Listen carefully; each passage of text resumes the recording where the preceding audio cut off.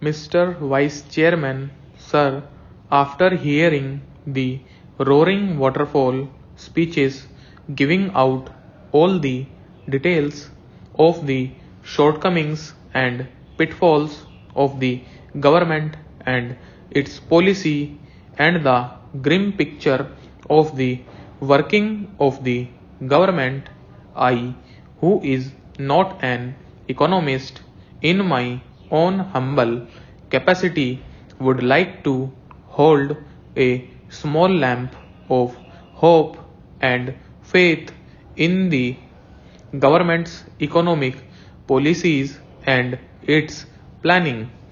Mistakes are always made, otherwise, we are not humans. Differences of emphasis and working are always there, but it does not mean that we should summarily opine that everything is wrong. Sir, in framing these budget proposals, the finance minister had a very difficult and very delicate task to perform. The first step that he had to take was to accelerate the economic growth both on the agricultural and the industrial front, and secondly to maintain some price stability. The very fact that the prices of certain essential commodities did not shoot up after the budget was itself an act of great relief to many consumers, especially to housewives who always used to sit up tight, keeping the fingers crossed, not knowing what the items are going to be on which the aches of the finance minister will fall. For the first time, the continuous fear has been belied to a great extent after the presentation of the budget. And so, sir, placed as we are in an extremely difficult economic situation, many common consumers and housewives like me think that the finance minister deserves all congratulations for presenting this year a growth oriented budget. Sir, the national budget is not only an annual accounting of expenses and revenues, but the finance minister has to give through the budget a correct picture of the present as well as of the hopes for the future.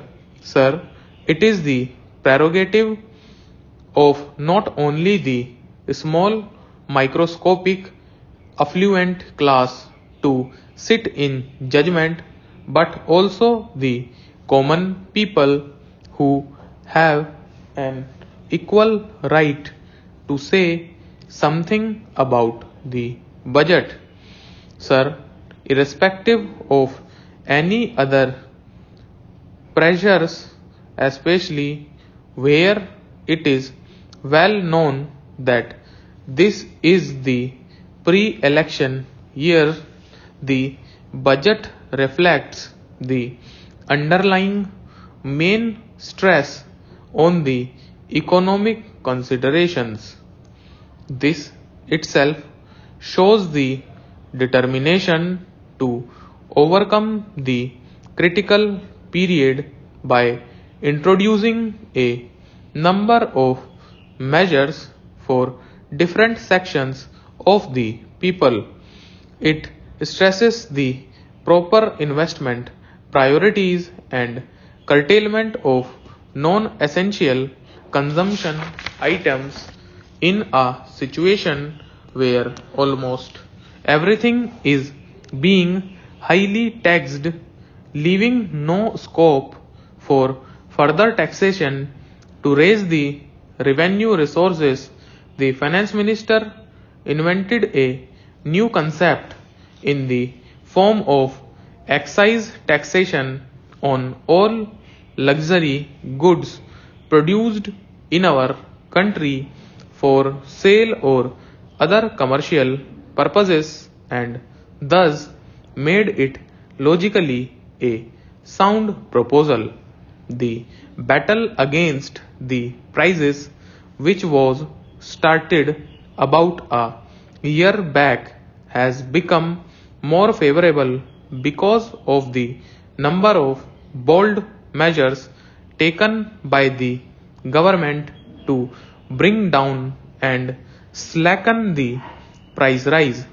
The finance minister has correctly emphasized the need to boost the climate for savings and investment by offering a number of incentives like exemption from wealth tax for a period of 5 years for the new companies engaged in priority industries, and also by offering a special incentive for investing corporate savings in new companies producing fertilizer, paper, cement, etc. Sir, much is said about no relief being given to corporate sector, but it is not true, as the government is really concerned over their financial problems and would like to give whatever cooperation possible to them in the present circumstances. For example, the dividend restrictions have been loosened and the act will also be suitably amended. Sir, similarly, there are a number of welcome gestures for middle class people like higher house rent allowance, travel concessions, high permissible deduction for contribution to provident fund and life insurance premia, etc. A proviso for deduction of expenses for higher education of children per individual having an annual income up to rupees 24,000 is also noteworthy. Sir, all these savings oriented income tax relief provisions no doubt deserve merit. Sir, I would like to make some observations. First is that the bonus for non-withdrawal of provident fund by government employees should be extended not only to the public sector but also to the private sector employees covered by the provident fund scheme. It is very necessary today to see that the large number of people withdraw less, spend less, and save more. Sir, another point is regarding the number of complaints we hear about the cumbersome procedure involved in the issue of licenses, permits, etc.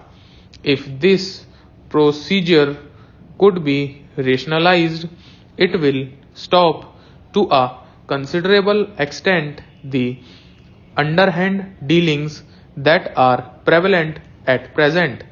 Sir, another problem is the rise in market borrowings at an alarming rate.